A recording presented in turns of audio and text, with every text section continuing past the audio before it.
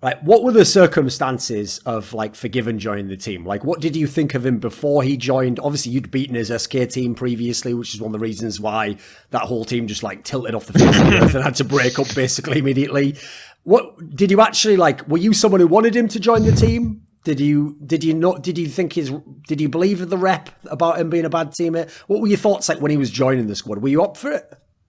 I mean, I was really up for it just because at the time, everyone was kind of like giving him a bad rep, but I didn't really think much of it because people kind of like blow it out of proportions, and his skill level was just so high that I think it kind of made it worth to take that gamble or risk, or how do you want to call it, just because that lineup on paper was super insane.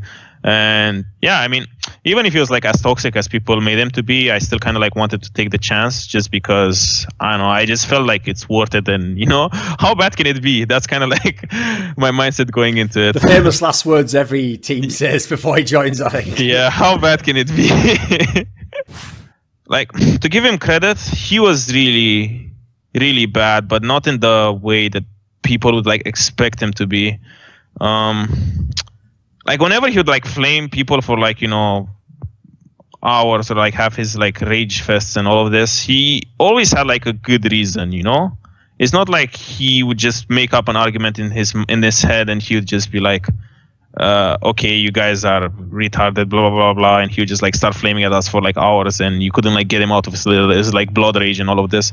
He always had a good reason to, but I feel like his biggest issue was the fact that he kind of had no filter, in the sense that he didn't really know how to argue constructively. He would just get overly emotional, and he didn't really. He sometimes would suck things up, but he wouldn't really suck it up and just kind of let go of it. He would just be oh, it's fine. This doesn't really annoy me too much, and he would just suck it up for 2 weeks, and all of a sudden, just like that, everything explodes and the whole house goes to shit for a week.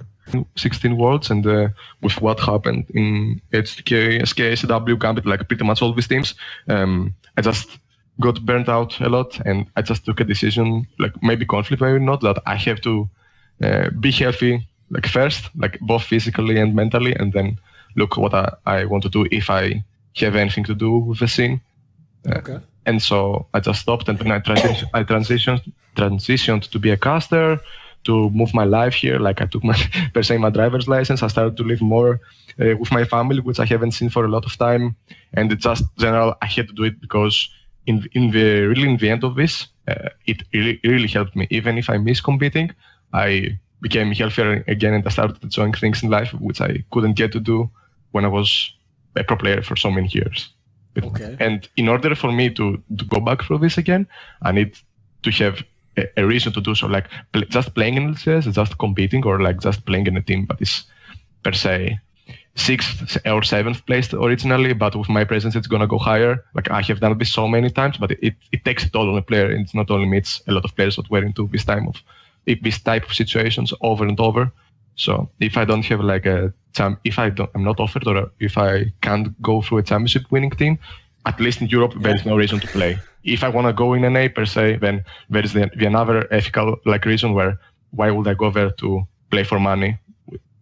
I mean, obviously money moves the world, right? But one of the things that I always want to do is play to win and know that I have chances of achieving something, even if this chance is 1% or 1.10. It was actually me going to Otto and being look, it's between this guy and this guy. This person thinks this, or probably thinks this. What do you think? And Otto literally just said to me, do you want to win? Are you trying to win or not?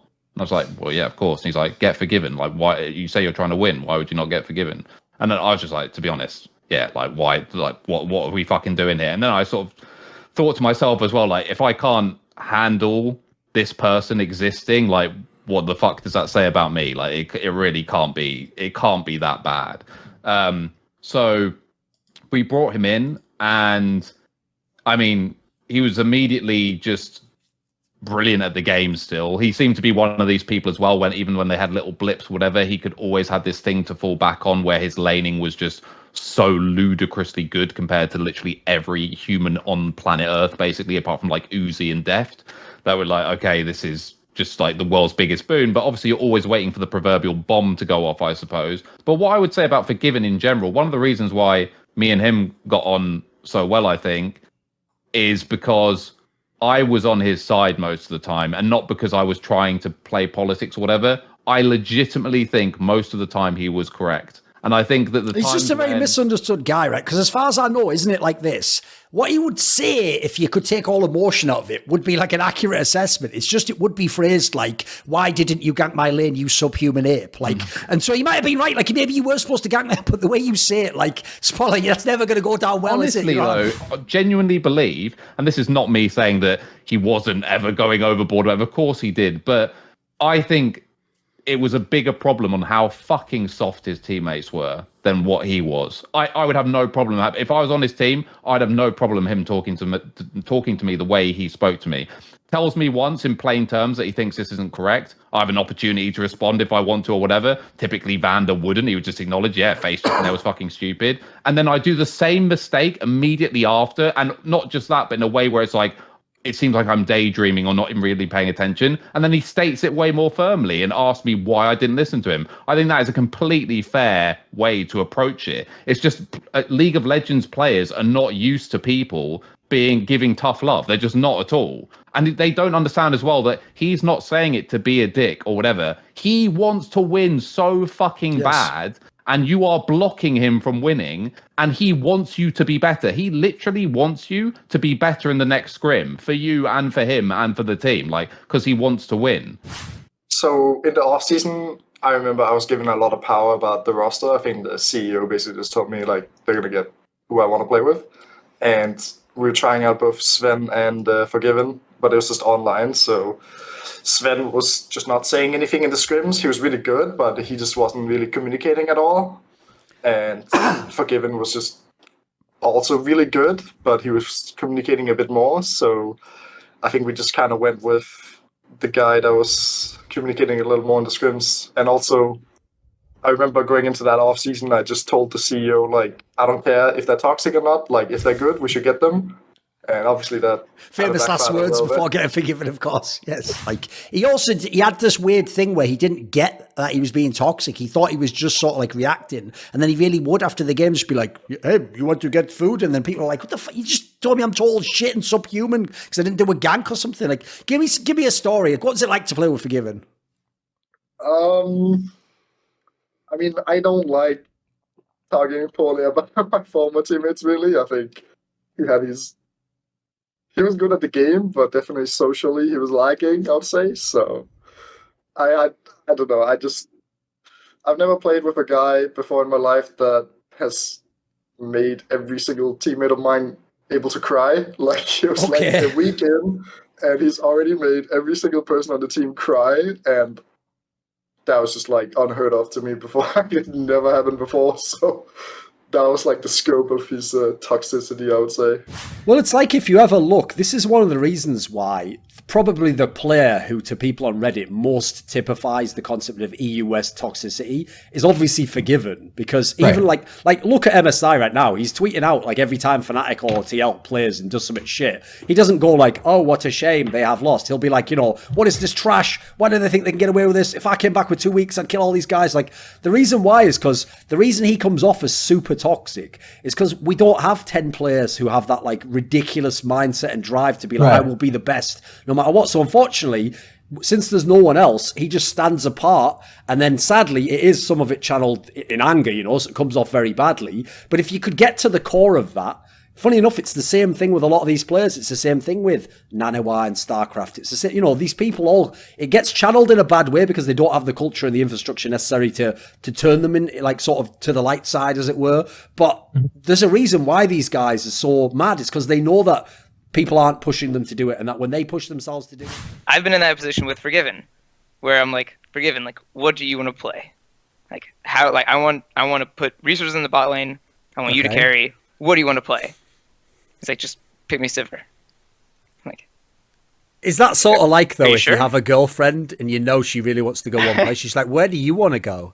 And it's like, and they're thinking like, oh, I guess I better say the thing that I know. Yeah. So, do you think he was trying to do that? I don't know. I really don't know, because so many times he tells me like how much he likes Sivir, And I don't really like. I Okay. honestly like he like tries to convince me he really loves this champion. Mind games. Okay. Yeah, and I mean I believe him because he's saying it, but at the same time I'm like, who really loves Sivir? It's He not, definitely doesn't. It's not Come on, let's that be much real. fun. But he gives so many reasons why he does. Like it's a really well thought out lie that he loves Sivir, or he just does, and it's just something with him and Sivir.